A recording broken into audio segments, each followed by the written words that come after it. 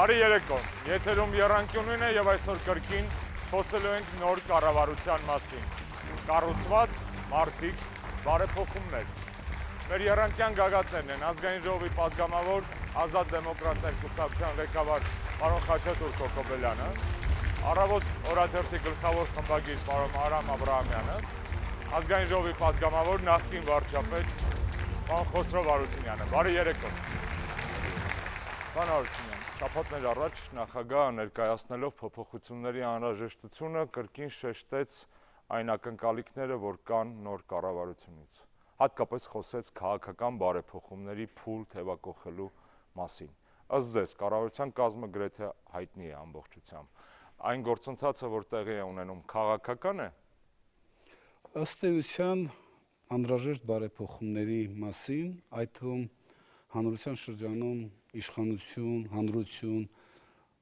այսպես ասենք, վստահելի համագործակցություն ձևավորելու անհրաժեշտության մասին նախագահ Սարգսյանը խոսել է դեռևս փետրվարի 12-ին։ Ընդ որում կապելով սահմանադրական բարեփոխումների արդյունքում հանրային կյանքում ձևավորված որակապես նոր իրավական քաղաքական իրավիճակով։ Հետագա զարգացումները եկան ապացուցելու, որ այդ հարցադրումները ճիշտ էին եւ նույնիսկ հապաղելու ժամանակ չունենք։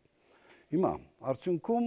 հուլիսյան իրադարձությունների խաղաղ հանգուցալուծումից անմիջապես հետո, եթե դուք հիշում եք, օգոստոսի 1-ին հանրապետության նախագահը առաջ քաշեց այդ կարևորագույն թեզը. ժամանակն է ձևավորել հանրային վստահության կառավարություն։ Ասել կուզի, որ կառավարությունը, որը ի պաշտոն է պատասխանատու է հանրային կյանքի ցանկացած ոլորտում քաղաքականության մշակման եւ իրականացման համար, ի պաշտոն է իր գործառույթներով պատասխանատու է հանրության մոտ ձևավորված սպասելիքները բավարարելու համար, այն միաժամանակ պետք է ունենա հանրային վստահություն։ Սա էր եղել նոր կառավարություն ձևավորելու քաղաքական անհրաժեշտությունը, համաձայնեք, որ դա իրականում այդպես է, եւ ահա նոր կառավարությունը, որ ձևավորվեց, փորձ է արվում հենց իր կազմով անգամ, փորձ է արվում հանրության մոտ այլևս ձևավորել վստահելի, կարելի ասել, սպասելիքներ իրականացնելու կարողություններ կառավարության հանդեպ։ Պարոն Կոկոբելյան, դիմեմ ընդդիմությանը։ Ընդդիմադիր գործիչները շարունակում են քննադատել այս գործընթացը հետևյալ հիմնական մեկնաբանություններով, որ ազգային համաձայնության կառավարության համար կառավարության մեջ պետք է ներկայացված լինեն բոլոր քաղաքական ուժերը։ Այն դեպքում, երբ որ իշխող հանրապետականը այս պարագայում պրոցեսի մասնակից է դարձրել հասարակական հատվածը եւ ոչ թե քաղաքական։ Իրականության մեջ դուք երբևէ պատկերացնում եք Հայաստանում կառավարություն, որը կմիավորի բոլոր քաղաքական հիմնական խաղացողներին։ Նախ առաջինը ես չեմ կիսում այդ կարծիքը, եթե իմ ընդդիմադիր որոշ գործընկերները այդ բանով հանդես են գալիս, որովհետև զուտ տեսական առումով եւ գործնական չեմ պատկերացնում տարբեր գաղափարախոսություն ունեցող եւ նաեւ արտաքին քաղաքականության առումով հակադիր մոտեցումներ ունեցող քաղաքական ուժերի միասնական էֆեկտիվ, խոսքը վերաբերում է էֆեկտիվ հանդես գալուն։ Այսինքն դա իմիտացիա եմ համարում, իսկ ինչ խոսում ենք փոփոխություններից, ինչպես հարցադրում արիք, եւ ընդհանրապես արդյոք քաղաքական է թե ոչ, բնականաբար քաղաքական process է դա,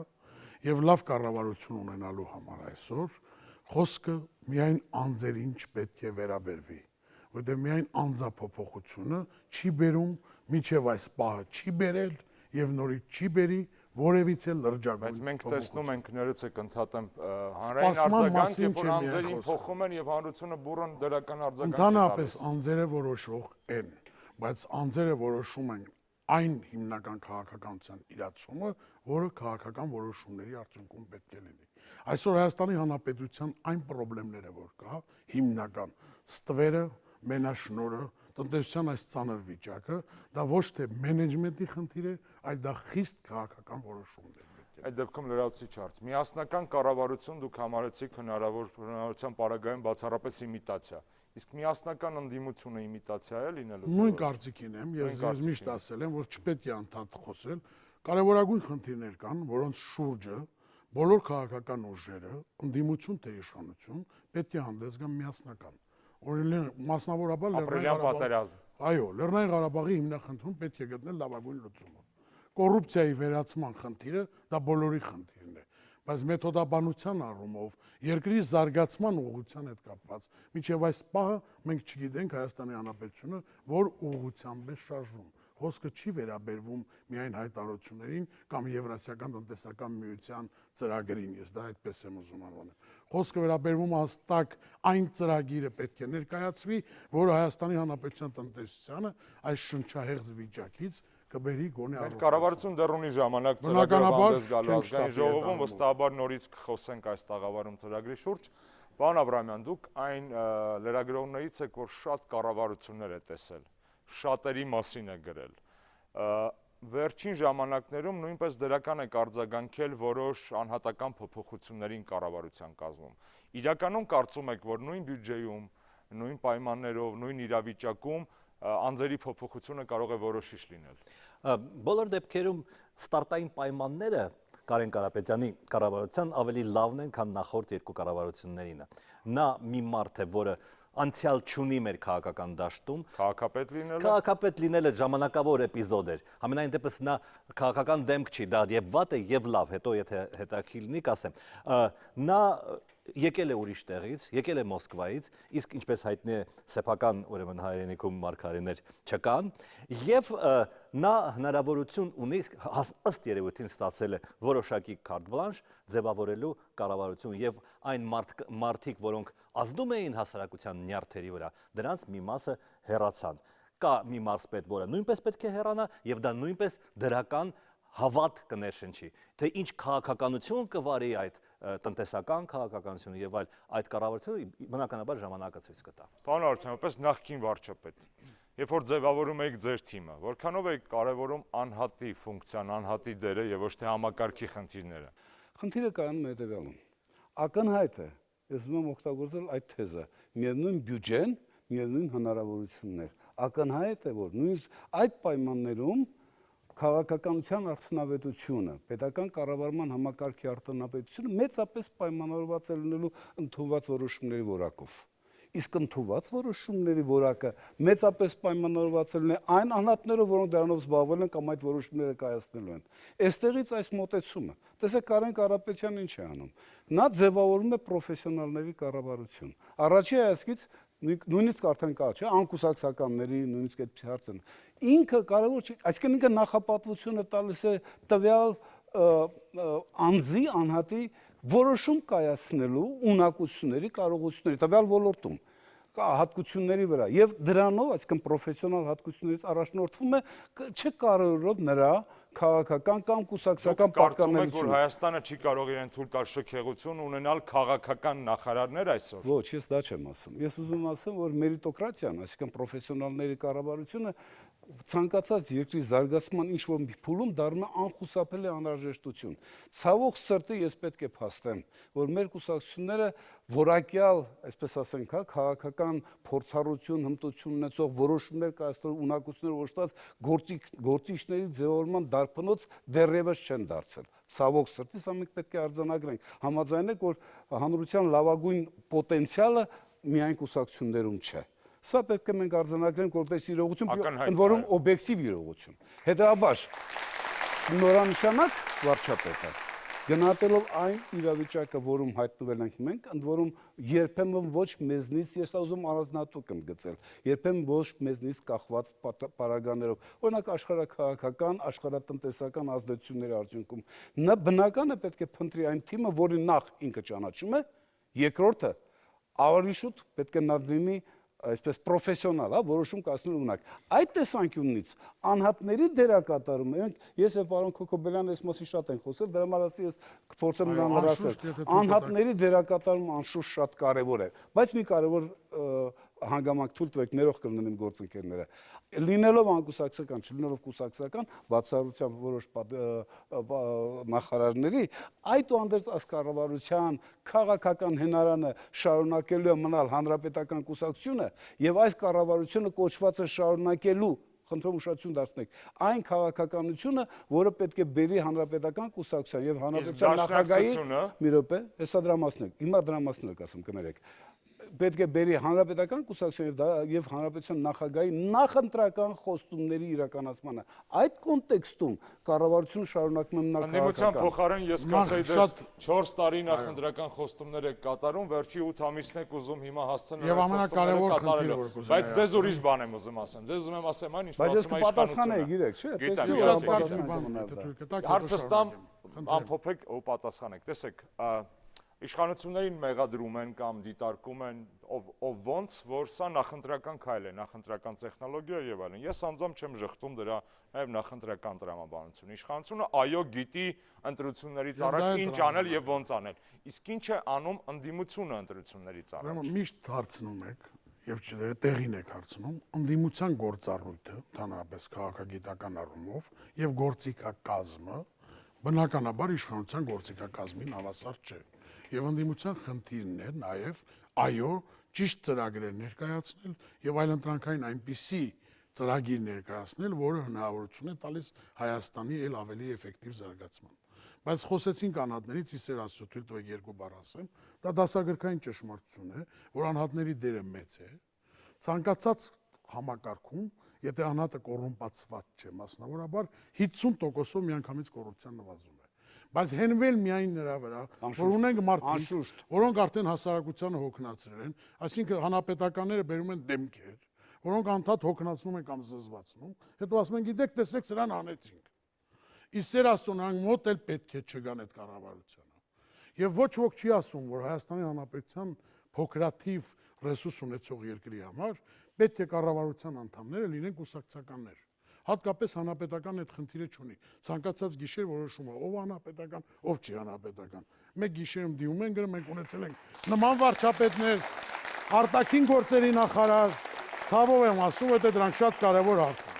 Հիմա ըստ էության մենք լինելով փոքր երկիր կարող ենք ունենալ ընդամենը մեկ լավ աչքի բժիշկ։ Եվ կուսակցական պիտակավորումներն այստեղ ես հարցնում։ Իսկ մենաշնորհը այդ դեպքում Ես մեկ լավ աչքի մենաշնորհից եմ բժշկի մենաշնորհը։ Իսկ ինչի եմ ասում, պետք է կառավարությունները ընդհանրապես ունենան ճիշտ քաղաքականություն եւ քաղաքական թիմ անշուշտ։ Մենաշնորհը վերացնել, ստվերը կրճատել, միջև այս պահ Հայաստանում որևէ կառավարություն չի արել։ Եվ հակառակը անդադ ավելացել է։ Ես հեռու եմ այն մտքից, որ նախկին կառավարությունը մասնավորաբար չի ուզեցել անի։ Բայց ինչի չի կարողանում։ Մի պարզ պատճառով, դա չկա քաղաքական որոշում, չկա քաղաքական կամք։ Հիմա դա իմիտացիա է, թե ոչ։ Ասում եք մեղադրում են իմիտացիայի մեջ։ Ցանկացած Հայաստանի Հանրապետության քաղաքացի 3 օրում կարող է համոզվել, որ Հայաստանում մենաշնորհը վերանում է։ Մասնավորաբար բենզինի հետ կապված, շաքարավազի հետ կապված, նույնիսկ տրանսպորտի հետ կապված։ Հայաստանում չկա ոլորտ, որտեղ կա խոշոր եկամտաբերություն եւ նա մոնոպոլ վիճակում չէ։ Այդտեղ է գտնվում գաղտնիքը։ Իսկ գուցե իրանք ձեր ասած լավ աչքի բժիշկներն են։ Ամենապարզ հաշվարկներով Հայաստանի ստվերը 32-ից 35% է։ Դա մեր տնտեսության 1/3-ն է։ Իտալիայինը մոտ 40։ Նույնիսկ ես կան մարդիկ, որ գնահատում են ավելին։ Նկատի ունեմ, որ Հայաստանի այս շնչահեղձ վիճակը այլևս թույլ չի տալիս։ Ես իհարկե հավատում եմ իմ երկրի ապագային եւ վստահ եմ, որ դա կլինի։ Բայց միևնույն ժամանակ մենք ռեսուրս չունենք այս վիճակով առաջ շարժվելու։ Եվ ժամ առաջ պետք է ոչ ստանդարտ լուծումների գնալ։ Անկասկած համաձայն եմ։ Խնդիրը մոտեցումների մի քիչ մեկնաբանությունների մեջ է։ Տեսեք, հնչում է հաճախ այն թեզը, որ ինչն էր խանգարում նույն հանրապետական կուսակցությանը մինչ այս կառավարության ձևավորումը արմատական բարեփոխումներ անել, ասենք թե կոռուպցիայի դեմ պայքարի առումով։ Ես ուզում եմ ձեր ուշադրությունը հրավիրել հետևյալ հանգամանքի վրա, ես բազմաթիվ անգամ եթերով այս թեզը զարգացրել, հիմա էլ ուղղակի չեմ ծուլանակ ասեմ։ Սրանից 7-8 տարի, 10 տարի առաջ միջազգային կառույցների փորձագետները Հայաստանի Հանրապետությունում արձանագրում են մի քանի ոլորտներ, որոնք թաղված էին կոռուպցիայի մեջ։ Նոտարական ծառայություն, կադաստր, գայի ծառայությունը, մեքենաների գրանցում, համարնիշների տալ եւ այլն, հարկային վարչարություն, դատական իշխանություն եւ մի քանիսը եւս, հա։ Կադաստրը մասնավորաբար հիմա կոռուպցիայի զերծ։ Հիմա տեսեք, Այս ամբողջ ընթացքում դուք ասում եք քաղաքական կամքի բացակայության մասին, պարոն Հակոբելյան, սա եմ ուզում։ Այս ամբողջ 2008 թվականից այսքան ընկած ժամանակահատվածում նոտարական ծառայությունը արմատապես փոխված է։ Այսօր որևէ մեկը նոտարական ծառայության մեջ կոռուպցիոն ռիսկեր չի տեսնում։ Որևէ նոտարին այսօր ձեռնտու չէ, ուղղակի նպատակահարմար չէ կոռուպցիայի մեջ թաթախվելը։ Սա ըստ էության բարեփոխումների արդյունք է։ Կադաստրը մեղրու բնակիչը Ամասիայում առանց որևէ մեկին դիմելու, առանց որևէ մեկից քաշքշուկի մեջ ընկնելու իր գույքը կարող է գրանցել, դրա նկատմամբ սեփականությունը փոխել։ Նույնը կարող եմ ասել հարկային վարչարության առումով, ես եւ դուք այդ մասին շատ ենք խոսացել էլեկտրոնայինից սկսած, վերջացած նոր հայկատեսակները, արտոնագրային հարկ եւ այլն։ 15 րոպեվա մեջ կարող եք ստանալ եւ մեքենան գրանցեք, մեքենայի ցեղ պասպորտ, անձնագրային գրանցում արդյոք սրանք այն կոռուպցիոն ռիսկերի երկար խոսել։ Բավարար չէ։ Բավարար է գրողներով մի քիչ շփվենք իրար հետ։ Բայց պետք է շարունակել, չէ՞ սա։ Ուրեմն ասել որ քաղաքական կամք չի եղել, ես սա եմ ուզում ասել։ Այլ հարց է, որ դա բավարար չէ։ 1/3 10 Անդիմություն դոլարի եւ իշխանություն, լսենք հասարակական սեկտորին, պարոն Աբրահամյան, կներեք։ Կոռուպցիայի շնորհիվ։ Ես պատգամավորներին ու Ես դա չեմ քաղաքական ասում, գործիչներին լավ բայց գիտեմ, կարող են խոսել այնքան Միջայով մի իշխան։ թիվ կուզենամ հնչեցնել։ Ասեք հարցը տամ նոր, պարոն Կոկոբելյան։ Ընտրեմ։ Պարոն Աբրահամյան, տեսեք, մենք ունենք փաստորեն գործող վարչապետ, նորանշանակ։ Մենք ունենք ընդդիմության դաշտում հետաքրքիր նախաձեռնություն, ստվերային կառավարության նախաձեռնում, ստվերային վարչապետ, գործիք, որով շատ եվրոպական երկրներում աշխատում է։ Ըստ ձեզ, որպես երրորդ աչք, այսպես ասած, ստվերային կառավարության ձևավորումը կարող է օգտակար լինել իրականության մեջ կառավարության հակակշռման համար։ Այո, կարող է օգտակար լինել։ Ես կարծում եմ, որ ի տարբերություն ուրեմն գործընկերների, ես կարծում եմ, որ այնուամենայնիվ թիմը պետք է լինի քաղաքական։ Ես իմ քաղաքական գործընկերների հետ 5 տարի պատրաստվում եմ խորհրդանական ընտրությունների, հաղթում եմ եւ իմ տեսլականը փորձում եմ իրականացնել։ Ես չեմ մերիտոկրատներին չեմ կանչում։ Ես ենթադրենք, եթե ես քաղաքական դեմք եմ, ապա ես կարող եմ իսկապես փորձեմ լինել էկոնոմիկայի նախարար, չի ստացվում լինել բնապահպանության նախարար, չի ստացվում լինել գյուղատնտեսության նախարար, դա ամեն ինչը հնարավոր է։ Եթե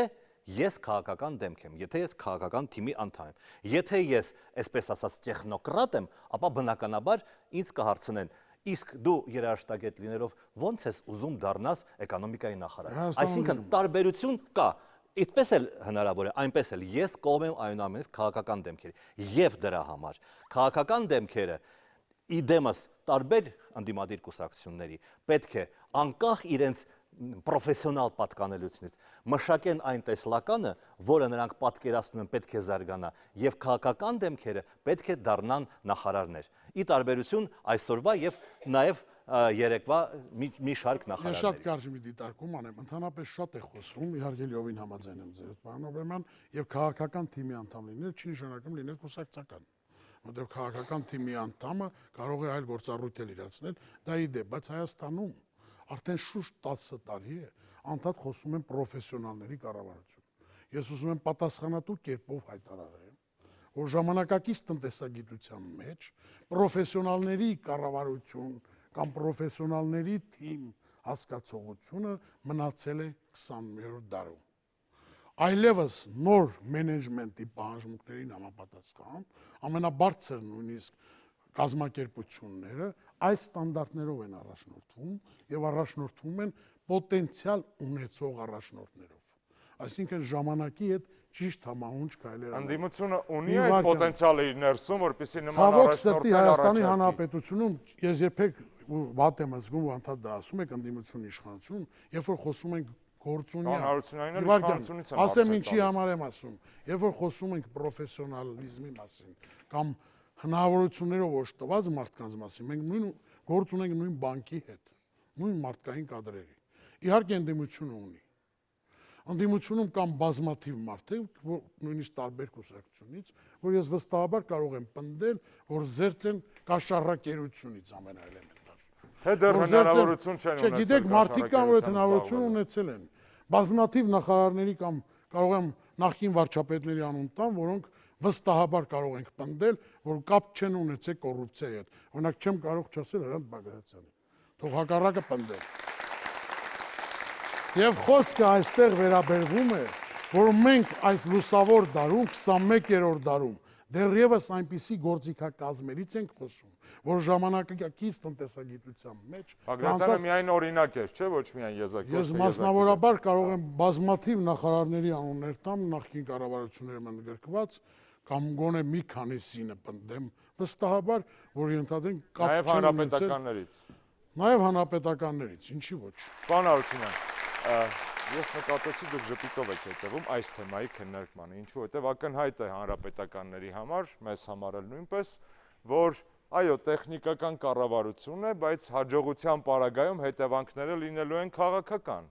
17 թվականի խորհրդարանական ընտրություններին հանրապետականը այս կառավարության արդյունքներով է գնալու նաև քարոզչության։ Եվ անհաջողության դեպքում իհարկե։ Եվ ռիսկերի պարագայում նաև անհաջողության դեպքում։ Այսինքն հանրապետականը մի կողմից մեղադրվում էր մեն իշխանության մեջ, որ բոլորը հանրապետական են, ամբողջը դուք եք, մեծամասնություն եք եւ այլն։ Մյուս կողմից այսօր իրեն թույլ է տալիս նաև ներգրավվել անկուսակցական կառավարիչների, որոնց աշխատանքից է կախված լինելու հանրապետականի քաղաքական ապագան։ Կուսակցությունը բնական է ընդունում այս գործընթացը։ Գիտեք, կարծում եմ այո, որովհետև այդ որոշումները համոզված եմ, որ քննարկվել են կուսակցության գործադիր մարմնում, այսինքն քաղաքական կառույցի հիմնական ուրեմն օրգանում, հա, եւ քաղաքական որոշումներ են կայացրել։ Ես մի հարց եմ ուզում տալ, հետո կպատասխանեմ հարցիս։ Ինչ ենք մենք կարծում։ Կարեն Կարապետյանը երբ համաձայնվել է ստանձնել Հայաստան Հանրապետության վարչապետի պաշտոնը, նա ակներով չի ստանձնել քաղաքական մեծամասնության քաղաքական ծրագրի իրականացման քաղաքական պատասխանատվություն, անկասկած այո։ Անկասկած այո։ Եվ եթե դրա մասին չի խոսվում կամ չի ասվում, ապա միայն նրա մոտ դա այնքան ակնհայտ է, որ դրա մասին չարժի անընդհատ ամեն մի խաչմերուկում խոսել։ Սա մեկ։ Երկրորդը, այն հատկությունները, որոնց մասին այստեղ նշվեց 21-րդ դարի, դա ոչ այլ ինչ է, քան պրոֆեսիոնալիզմ, պրոֆեսիոնալ հատկություններով պայմանավորված որոշումներ կայացնելու ունակություն եւ այդ որոշումների քաղաքական հետևանքների համար պատասխանատվություն։ Խոսքը սրա մասին է։ Պրոֆեսիոնալիզմը դուք մասնագիտական որպես տերմին ուրիշ խնդիր ունի։ Չէ, ես ոլորտային մենեջմենտի երբ որ դուք ասում եք տնտեսության ոլորտ, նոր պարոն Աբրամյանը տեսեք ինչ էր ասում։ Եվ շատ արդար է։ Ասում էր վերջին հաշվով կայացած քաղաքական գործիչ եւ միջազգային պրակտիկան դա է հուշում, չէ, կարող է լինել առողջապահության նախարար, հետո հաջորդ փուլում լինել ֆինանսների նախարար, մեկ այլ փուլում նույնիսկ պաշտպանության նախարար։ Եթե քաղաքական գործիչ Եթե այո, եթե մերիտոկրատ է, ապա չի կարող։ Անկասկած, հետեւաբար ես իմ խոսքից մեջ ասացի, որ բոլոր երկրները, չէ, շատ զարգացած երկրներ, իրենց զարգացման որոշակի փուլում դիմել են մերիտոկրատիային։ Ես սա եմ ասել։ Երկրորդը, ես ձեր ուշադրությունը ուզում հրավիրել այս նոր փոփոխված սահմանության մի կարևոր թեզի վրա։ Այս սահմանության մեջ արձանագրված է, որ ընտրությունների ժամանակ ազդեցիկ քաղաքական կուսակցությունները պետք է հռչակեն իրենց ապագա վարչապետի անունը։ Ինչ է սա նշանակում։ Սա առանց չափազանցության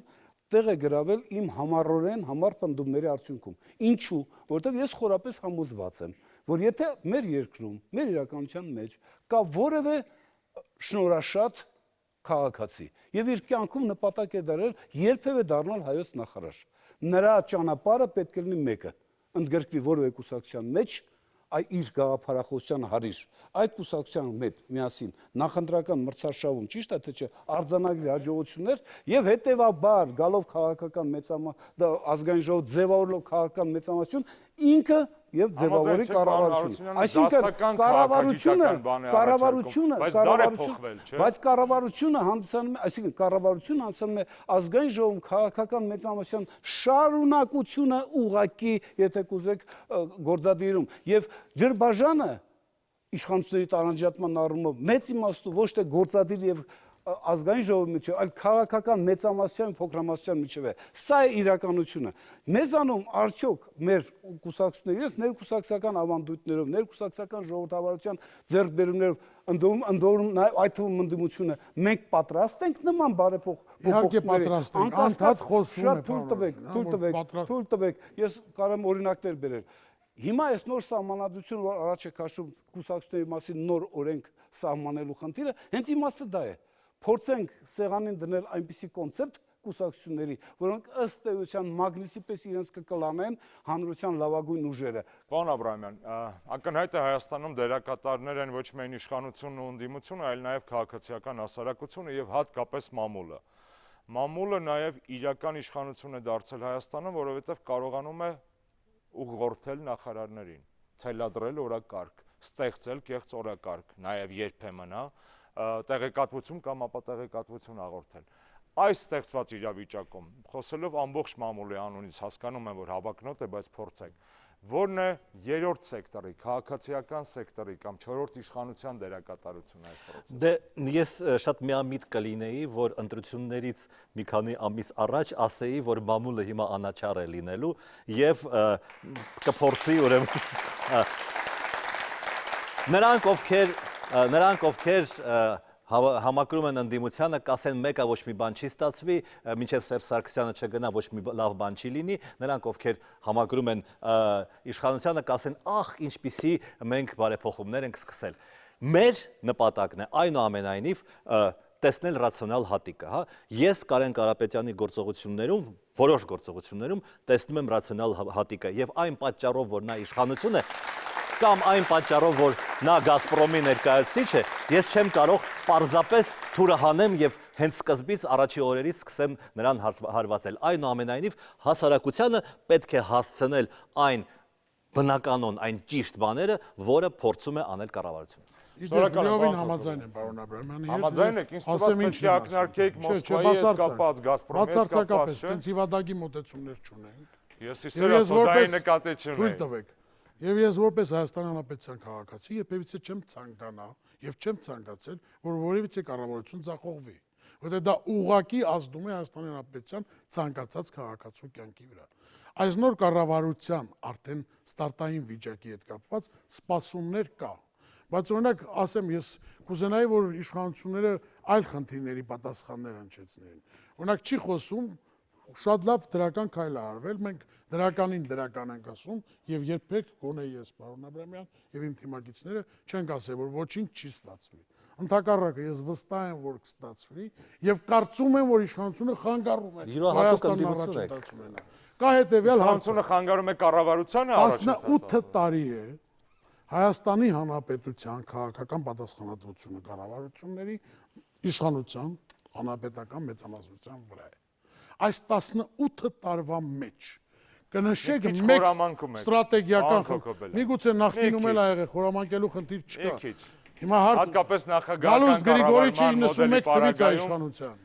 Դրա մասին ուզում եմ հիշեցնել, որ ես նախագահական կառավարման մոդելը Հայաստանում։ Ես մինչև ինքս կողմնակից 2007-ը։ եմ, դա այլ խնդիր է։ Ես այս համարտական փոփոխություններին դեմ եմ եղել, բայց ես կողմնակից եմ պարլամենտական համակարգին, դա այլ խնդիր է։ Ես հարց ունեմ հստակ, կամ մի խնդիր մենաշնորհի հետ կապված, առանցքային խնդիրների հետ կապված, ստվերի հետ կապված, որ այս քաղաքական մեծամասնությունը լուծել է։ Այսօր Հայաստանի Հանրապետությունը, լինելով, այսա չեմ կարող չնշել, Եվրասիական տնտեսական Դրան է սպասում է մեկ վայրկյան, այսինքն այսօր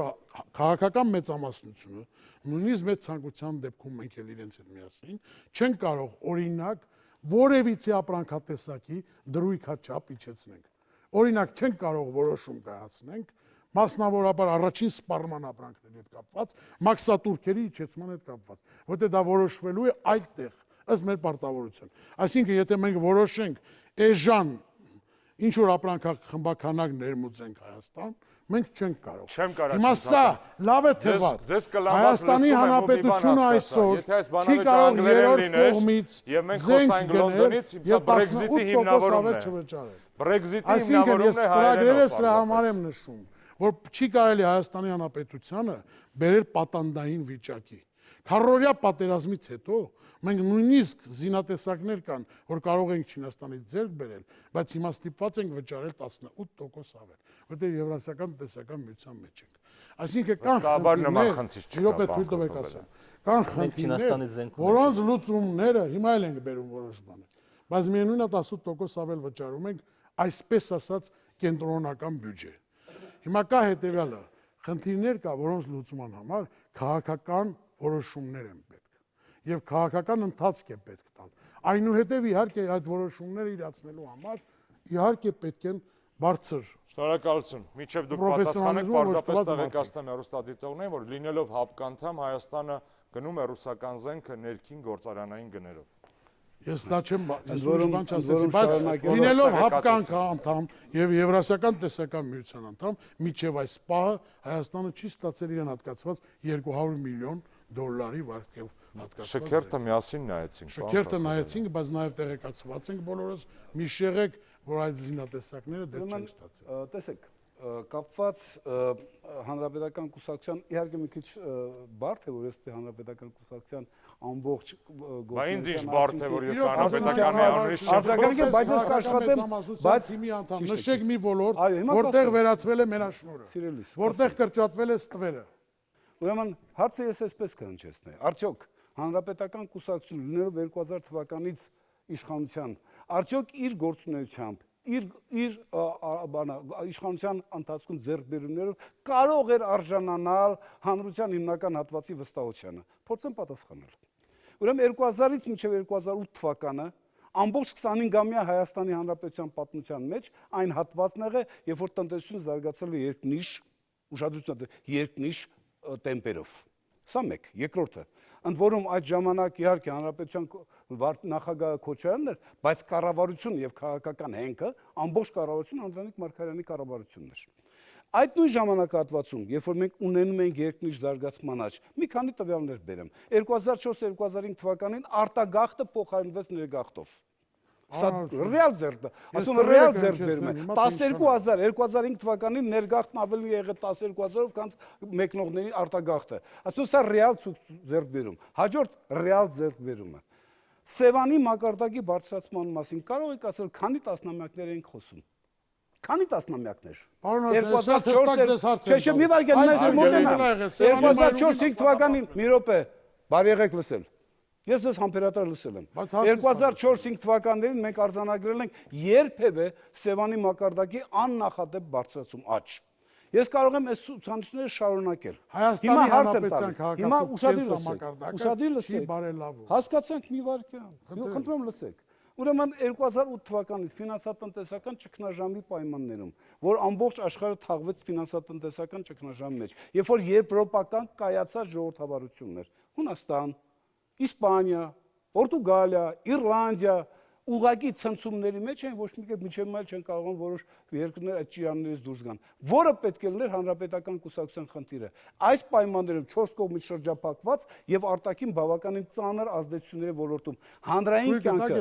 ես հիմա կպատասխանում եմ, ես ուզում եմ մենք հաջորդ հանրային կյանքը, մի րոպե, հանրային կյանքը քիչ թե շատ առանց լուրջ ցնցումների եւ առանց լուրջ սպառնալիքներ ձևավորելու տանել առաջ։ Հարգելի գործընկերներ, կարծում եմ ունենանք քարոզարշավ շուտով, մի քանի ամիս անց։ Մոնոպոլիա եւ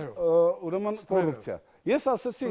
ստվերը։ Ուրեմն ցավոք սրտի ես այստեղ պետք է ասեմ, որ մենք լուրջ խնդիրներ չունենք արձանագրած, բայց ստվերի կրճատման ոլորտում։ Տեսեք,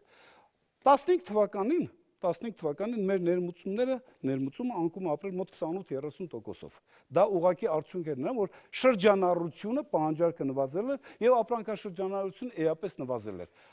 Խնդրում մի րոպե, սա շատ կարևոր է, որովհետեւ ուրեմն մեր հարկային եկամուտները 15 թվականի առաջի 8 ամսվա ընթացքում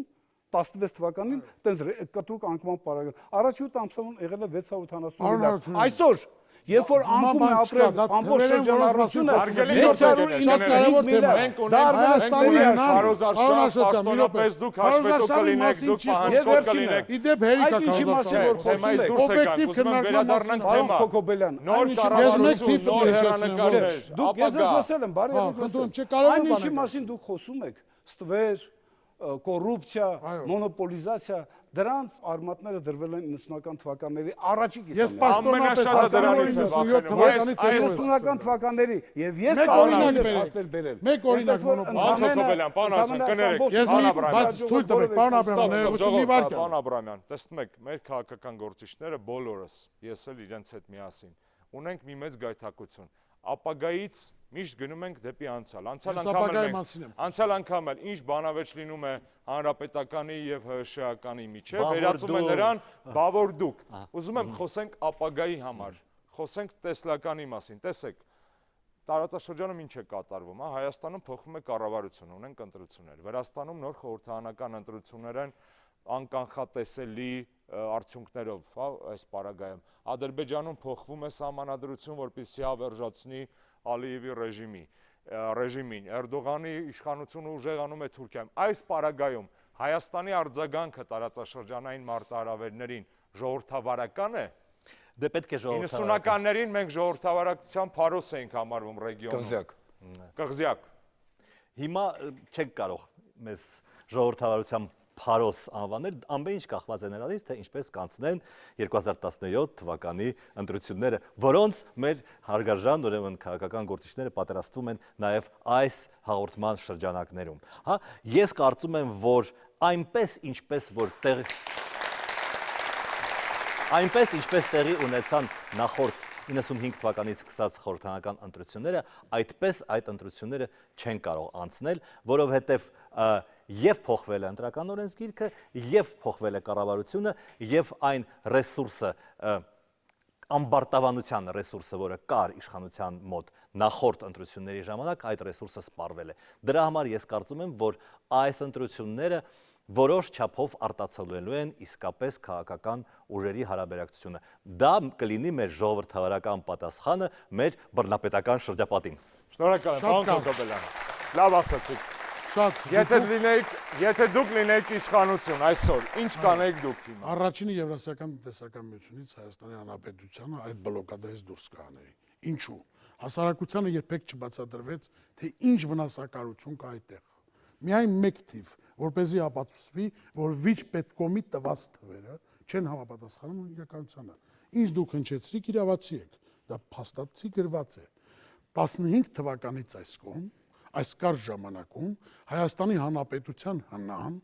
10.7 միլիարդ ամերիկյան դոլարից 8%-ով իջել է 15 թվից այս կողմ։ Որպեսզի դա հասկանալի լինի, թե ինչ է նշանակում, դա անում է 856 միլիոն ամերիկյան դոլար։ Ոնց է հնայի 8%-անոց անկում 2015։ Դա ես չեմ ասում։ Դա հաշվարկներ են անում եւ համաշխարհային բանկի սայթը մտեք եւ նայեք եւ տեսեք։ Չէ, դա փաստ է, հենց հիմա կարող եմ անծանոթ աղբյուր եք նշում, անծանոթ թիվ եք ասում, պետք է նայել։ Դա շատ հայտնի թիվ է։ ՄԱԿ-ի նաեւ կայքում կարող եք նայել ցանկացած միջազգային կայք, որը գործ ունի ես հստակ Լավ, որպես իշխանություն դուք դուրս կգայիք Եվրասիական տնտեսական միավորից։ Ես հիմա ասում եմ ինչ կանեմ։ Հայաստանի Հանրապետությունում 3 կարևորագույն խնդիր է պետք լուծել։ Առաջինը պետք է վերացնել, չեմ ուզում ժողովրդահաճո ձևով ասեմ, նախընտրությունների պատրաստման խնդիր չի, պարոն Աբրահամյան։ Շատ հետաքրքիր է, անդադ բոլորն ասում են, ճիշտ բանը պետք է չհնչեցվի։ Հայաստան պետք է վերացվի թալանը։ Փաստ։ Ես այդ բառը չեմ սիրում։ Մի վարքան, դա հենց վատա որ եղել է։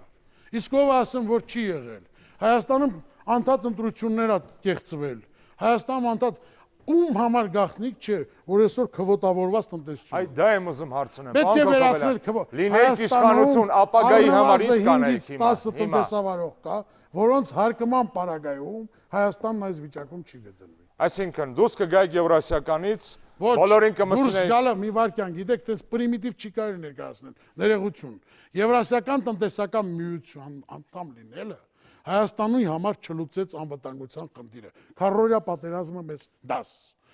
Լինելով Եվրասիական տնտեսական միության անդամ, խեղդվող կոռուպցիոն կենտրոնին ինտեգրված անդամ լինելով, օտարերկրյա ներդրումների համար մենք հետաքրքիր չենք դառնում։ Մեր հարևան Վրաստանը կա եւ ենթադրելի է, որ օրինակ ֆրանսիացու համար նա ավելի գայթակղիչ է, քան Հայաստանը։ Չունենք ռեսուրս։ Մենք մոտ ապագայում անպայման աշխարհակաղակական թեմա ենք ունենալու, դա բոլոր բանախոսներին հետաքրքիր է։ Եվ անդադ խոսել, որ գիտեք, այս ենք անում, տեսեք այստեղ էս է։ Հայաստանում ցանկացած քաղաքացի առավոտվանից սկսած մինչև երեկոյան առնչվում է, առերեսվում է այնպիսի էլեմենտար խնդիրների, որոնց լուծման համար մեծ ջանքեր չեն պահանջում։ Հասկացա։ Այդ խնդիրները Պարոն Հարությունյան, հիմա դուք լինեիք ընդդիմություն, դուք ինչ կանեիք։ Ճիշտ ասած, Ես փորձեցի ձեզ տեղափոխել ձեր շապիկներից, որպեսզի հասկանանք ինչ ծանր է իրար վիճակը։ Իրար վիճակը ծանր է։ Դուք իշխանության շապիկի մեջ մնացիք, շատ բորբոքվեցիք, ինչ-որ բաներ շատ լուրջ կարդինալ առաջարկեցիք, հիմա ասում եմ դուք։ Ես ուզում եմ մեր այս բանավեճի մեջ ես մի նպատակ եմ հետապնդում, փորձենք այդուհանդերձ ստեղծել օբյեկտիվ գնահատումներ ստանալու հնարավորություններ, որովհետև քաղաքացիների համար, որ մենք շատ ու շատ չլուծված խնդիրներ ունենք, սա ակնհայտ է։ եւ անընդհատ դրա մասին խոսելը խնդիրների լուծումը հնարավորությունը չի մեծացնում։ բան Թույլ տվեք ես լուծումն եմ առաջ Չէ, մի րոպե, խնդրում եմ ինձ լսեք։ Բայց եւ այնպես հնարավորություն տանք, որ Այսօր մենք քաղաքացին հարկային օրենսգիրք ընդունեցինք։ Կարող Պարոն ենք Քոքոբելյան, դրոշտափեր դնել եւ ավարտել։ անկասկած հիմա ես խոսեմ Շնորհակալ նրա եմ, մասին։ խոսեք։ Եվ խոսքը գնում է նրա մասին, գոնե ես այդպես եմ փորձում որպես քաղաքական գործիչ իմ խնդիրը դրանում տեսնել։ Այդ բացականի կողքին նաև ցույց տալ այն դրականը, թեկուզ քիչ, թեկուզ փոքր, բայց որը նույնպես արժևորման կարիք ունի։ Իմ ասածը սա է։ Ընդամենը սա ոչ ավել ոչ պակաս, որ դու կարողանաս օբյեկտիվ գնահատես որն է դրականը, որն է բացական, հետո որոշում կայացրի ընտրությունների ժամանակ ինչպիսին դուք ուզում եք։ Իդեպ ես միանում եմ ձեր հարցադրման, որ ես էլ եմ կարծում վերջի շրջանում մտրական օրենսգրքի շուրջ, մշակումների շուրջ այս ձեռք բերված պայմանավորվածությունները աներկբա ապագա ընտրությունների արդյունքների նկատմամբ հանրության վստահությունը պետք է որ երաշխավորի։ Գոնե ավելին կլինի, քան երբևէ եղել է։ Ես գոնե այդպեսի այսպես հույս ունենք։ Հիմա կարող եք նշել։ Կենտրոնական բանկը ես զարմանում եմ իշխանություն ռեալ գործիքները թողած խոսում է այնպիսի բաներից, որոնք չկան։ Օրինակ վերաֆինանսավորման դրույքաչափը իջեցրել է։ Դա նշանակում է ռեսուրսների էժանացում։ Բայց կենտրոնական բանկի, բայց կներեք, որ արել եք ասեք։ Պարոն Քոքոբելյան, բայց ինչի չեք արել մի ասեք։ Բայց կներեք, Դուք էլ ասեք, որ արել են, էլի, պարոն Ասեցի։ Դե տեսնում եմ ոչ ոք այսօր չի ասում։ եկեք արձանագրենք, որ ժամանակակից գլոբալ աշխարհում առանձին պետությունները այլևս չեն կարող մրցակցել։ Որպես կանոն մրցակցում են մեգա էկոնոմիկաները։ Եվ Եվրասիական տնտեսական միությունը մեզ համար, Հայաստանից համար, որտեղ այլ մեգա էկոնոմիկա, ինչպեսին Եվրոմիությունը, այսպես գրկաբաց մեզ չի սպասում։ Եկեք ռեալ լինենք։ Եվրասիական տնտեսական միությունը ըստ էության նշանակում է մատչելի մոտավորապես 2 միլիոնանոց շուկա։ Այդ հնարավորությունը տալիս է առանց ներքին որևէ խոչընդոտի։ Ցույց տվեք մի որոշ որ ասենք, մենք կխոսենք դեռևս։ Այսօրվա դրությամբ դուք էլ շատ լավ գիտեք, որ մեր արտահանման ծավալները դեպի Եվրասիական տնտեսականություն կտրուկ աճել են։ Ապագայում խոսելու են եվրասիական եւ եվրոպական վեկտորների մասին։ Խոսել այդ միության հաջողությունների մասին ընդամենը 1 ամյա կենսագրության պարագայում թույլ տվեք համարել։ Խոսենք ժողովուրդ Պարոն Քոքոբելյան, պարոն Արսեն, պարոն Աբրահամյան։ 8%։ Վերադառնանք մեր հայրենի կառավարությանը։ Ձևավորվում է, գալու է ծրագիր ազգային ժողով։ Ծրագրի քննարկումը քաղաքական է լինելու թե մասնագիտական։ Լինելու է քաղաքական, անշուշտ լինելու է քաղաքական, եւ դա այդպես էլ պետք է լինի, որովհետեւ ես կրկնեմ, այնուամենայնիվ կառավարությունը ներկայացնում է, հիմնված է քաղաքական թիմի վրա։ Քաղաքական թիմը որոշում է ենթադրենք նրանք անկուսակցական մենեջերներ են, այնուամենայնիվ կուսակցությունն է որոշում, երկու կուսակցություններն են որոշել նշանակել այդ անկուսակցական մենեջերին։ Հետևաբար խոսակցությունը պետք է լինի քաղաքական եւ հետևաբար բոլոր կշտամբանքները ուղղված կլինեն հանրապետական կուսակցությանը, բոլոր քննադատությունները։ Շնորհակալություն, հարգելի հեռուստադիտող, ինչպես տեսնում ենք, հասարակական ու քաղաքական քննարկումները շարունակվում են, որովհետև բոլորի սիրտը ցավում է Հայաստանում, որովհետև մեր ապագան կառուցում ենք ինքներս մեր երկրում անկախ մեր քաղաքական տարաձայնություններից։ Եվ պարտավոր ենք հաջողություն մաղթել նոր կառավարությանը, անգամ չսիրելով եւ քննադատելով։ Կհանդիպենք հաջորդ անգամ։